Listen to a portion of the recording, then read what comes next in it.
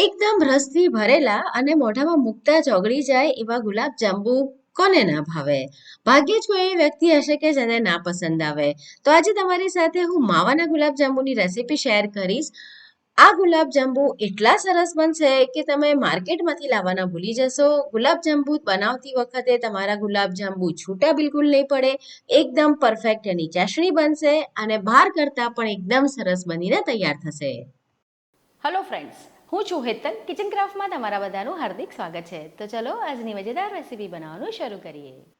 મીઠાઈવાળાની દુકાન કરતાં પણ સરસ ગુલાબજાંબુ ઘરે બનાવવા માટે સૌથી પહેલા તો આપણે ચાસણી તૈયાર કરીએ. તો અત્યારે અમે 3 કપ ભરીને ખાંડ લીધી છે. 250 ml નો જે કપ આવે ને મેઝરિંગ કપ, મેં એ લીધો છે અને એ કપના માપથી મેં ખાંડ લીધી છે. હવે એટલું જ આપણે એની અંદર પાણી ઉમેરીશું અને આપણે ચાસણી તૈયાર કરવાની છે.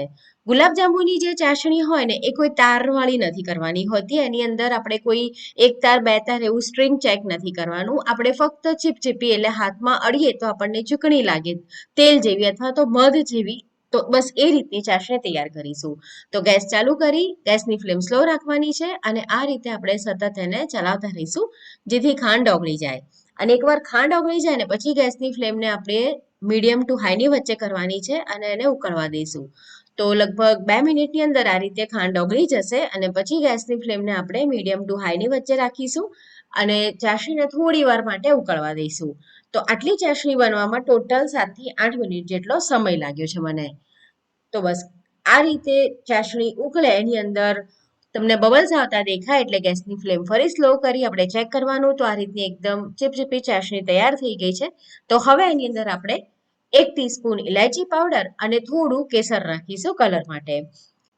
બહાર આપણે જે ગુલાબજાંબુ લાવીએ ને એની અંદર ઘણી જગ્યાએ આ ચાસણીની અંદર કલર પણ ઉમેરવામાં આવે છે. થોડો ઓરેન્જ ફૂડ કલર તમારે એડ કરવો હોય તો કરી શકાય, મેં નથી નાખ્યો. તો ગેસ બંધ કરી દઈએ અને હવે એની અંદર આપણે 3 થી 4 ટીપા લીંબુના રસના એડ કરવાના છે જેથી એની અંદર ક્રિસ્ટલાઇઝેશન ના થાય. તો હવે આપણે આ ચાસણીને સાઈડમાં મૂકી દઈએ અને થોડી ઠંડી થવા દઈએ અને ત્યાં સુધી આપણે ગુલાબજાંબુ બનાવવા માટેનો જે માવો છે ને એના માટેની તૈયારી કરીએ. તો અત્યારે મેં ગુલાબજાંબુનો જે સ્પેશિયલ માવો આવે છે એ લીધો છે 250 ગ્રામ. તમને ડેરીવાળાની દુકાનમાં જ્યાં માવો મળતો હોય ને ત્યાં તમે એવું કહો કે જાંબુનો માવો આપો એટલે તમને આ રીતનો માવો આપે અને જે કલરમાં થોડો આછો પ્રિયાશ પડતો હોય છે. અને તમે લાવીને જો ફ્રીજમાં મૂક્યો હોય તો બનાવવાના 2 કલાક પહેલા બહાર કાઢી લેવો. અને હવે આપણે આ માવાને મસળી એનું જે ટેક્સચર છે ને એકદમ સરસ સ્મૂથ કરવાનું છે. તો હથેળીનો આ જે ભાગ છે ને એનાથી આપણે એને ઘસવાનો છે જેથી એનું ટેક્સચર એકદમ સરસ સ્મૂથ થશે. હવે આ માવાને તમે જેટલો મસળશો ને એટલા તમારા ગુલાબજાંબુ સરસ બનશે. એની અંદર એનું જે ટેક્સચર છે એ સ્મૂથ થવાના કારણે ક્રેક્સ નહીં આવે અને ફાટશે નહીં. તમે જો ક્યારે પણ ગુલાબજાંબુ ના બનાવ્યા હોય તો આ રેસીપીથી તમારા ગુલાબજાંબુ 100% નહીં 200% એકદમ સરસ બનીને તૈયાર થશે. તમારે આ રેસીપીને સ્ટેપ બાય સ્ટેપ બરાબર ફોલો કરવાની છે. મેં તમને દરેક વસ્તુનું એકદમ પરફેક્ટ મેઝરમેન્ટ આપ્યું છે. સાથે કેટલા ટાઈમ માટે આ પ્રોસિજર કરવી, કેવી રીતે કરવી, બધું જ બતાવ્યું છે. તમે રેસીપીને ધ્યાનથી જોશો તો ક્યારેય પણ ફેલ ના થાય એવી આ રેસીપી છે.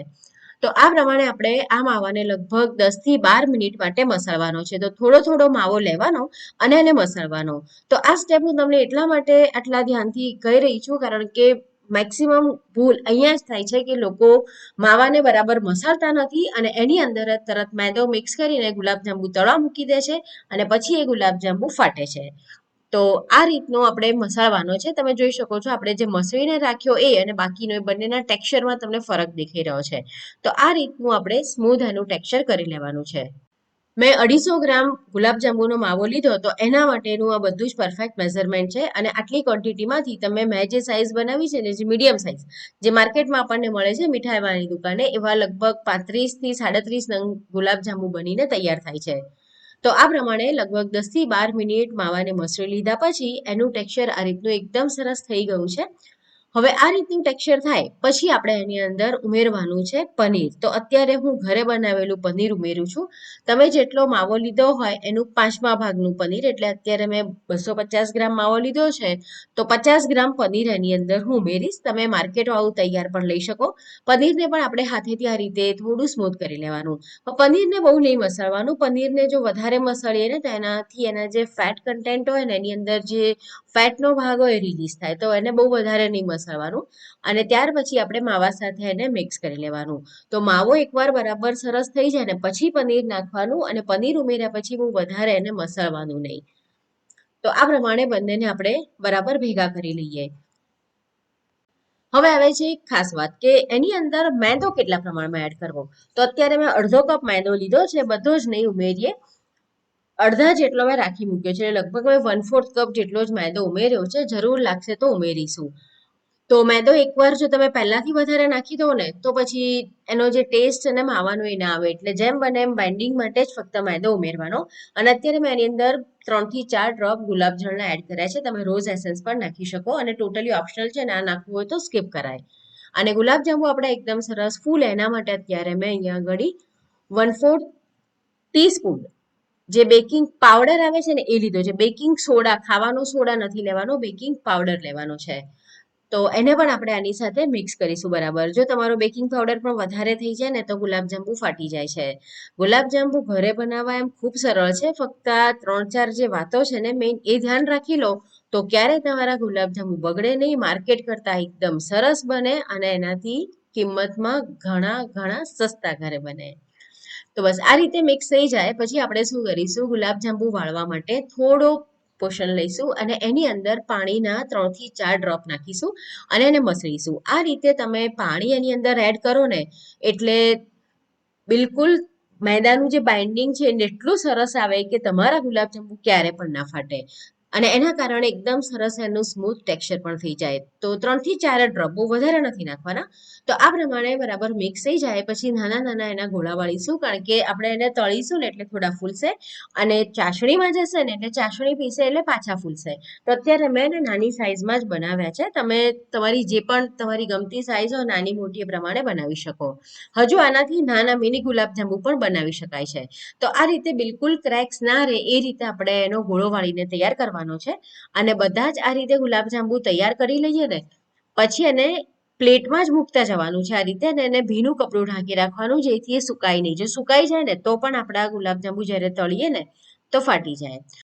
મેં અત્યારે તેલ લીધું છે તળવા માટે. તેલ આ રીતનું ગરમ હોવું જોઈએ. ગેસની ફ્લેમને આપણે એકદમ સ્લો રાખવાની છે. તમે આ રીતે બોલ નાખો તો હલકા હલકા એની અંદર બબલ આવવા જોઈએ. તો આ પ્રમાણે આપણે એક પછી એક એના જે ગુલાબજાંબુના ગોળા છે ઉમેરી દઈશું.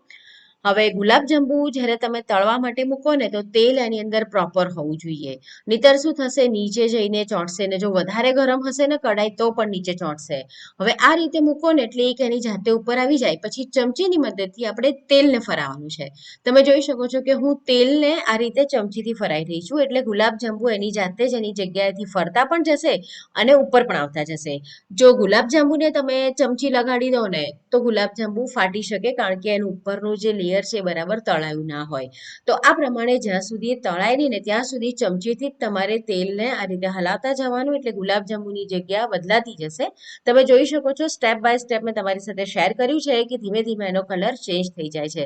આ રીતે લગભગ મને તળવામાં 8 થી 10 મિનિટ જેટલો સમય લાગ્યો હતો.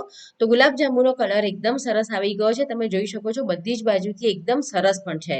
તો હવે આપણે એને બહાર કાઢી દઈશું. ગુલાબજાંબુ તળવા માટે મેં તેલનો ઉપયોગ કર્યો છે. કોઈ પણ સ્મેલ વગરનું જે રિફાઇન્ડ તેલ આવે છે ને એ લેવાનું. તમે સિંગ તેલ લેશો ને તો તળ્યા પછી થોડી એની સ્મેલ આવશે. હવે જ્યારે આપણે બીજી વાર તળવા માટે મૂકીને તો આ તેલ ગરમ હોય તો ગેસ આપણે બંધ કરી દેવાનો અને પછી એની અંદર આપણે ગુલાબજાંબુ એડ કરવાના અને પહેલા જે પ્રોસીજર કરી હતી એવી સેમ કરવાની અને થોડી વાર પછી ગેસ ચાલુ કરી દેવાનો, સ્લો ફ્લેમ રાખવાની. હવે આપણે જ્યારે ગુલાબજાંબુ તળ્યા પછી ચાસણીમાં ઉમેરીએ તો ચાસણી થોડી ગરમ હોવી જોઈએ, એટલે હુંફાળી હોવી જોઈએ. તો ગુલાબજાંબુ આ રીતે તળાઈ જાય એટલે તરત જ ચાસણીમાં મૂકી દેવાના, એને રાખી નહીં મૂકવાના અને ચાસણીને થોડી ગરમ રાખવાની એટલે હુંફાળી રાખવાની.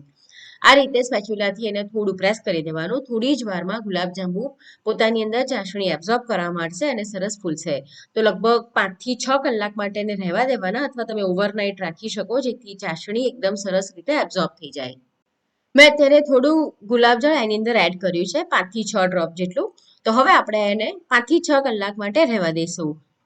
5 થી 6 કલાક પછી આપણા ગુલાબજાંબુ એકદમ સરસ ચાસણી પીને તૈયાર થઈ ગયા છે સર્વિંગ માટે. તો એકદમ રસથી ભરેલા એવા ગુલાબજાંબુ હું તમને બતાવીશ તો છેક અંદર સુધી એની અંદર ચાસણી પૂરતા પ્રમાણમાં પીવાય છે અને ખૂબ જ સરસ બન્યા છે. તો માવાના સ્વાદવાળા આ ગુલાબજાંબુ જો તમે એકવાર બનાવી લીધા ને તો મારી ગેરંટી છે કે ક્યારેય તમે માર્કેટમાંથી નહીં લાવો, આ રીતે ઘરે જ તૈયાર કરશો. તો ફ્રેન્ડ્સ, આજની રેસીપી તમને કેવી લાગી કમેન્ટ કરીને મને ચોક્કસ જણાવો. જો રેસીપી પસંદ આવી હોય તો ફ્રેન્ડ્સ ફેમિલીની સાથે એને જરૂરથી શેર કરો. અને આવી નવી નવી રેસીપી જોવા જો કિચન ક્રાફ્ટ ચેનલ સબસ્ક્રાઇબ ના કરી હોય તો જરૂરથી કરો. તો ફરીથી મળીશું આવી જ નવી મજેદાર રેસીપીની સાથે.